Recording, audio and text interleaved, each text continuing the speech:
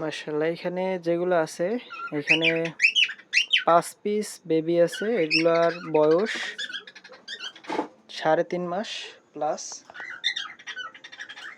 এই যে দেখতেই পারতেছেন কীরকম অ্যাক্টিভিটি।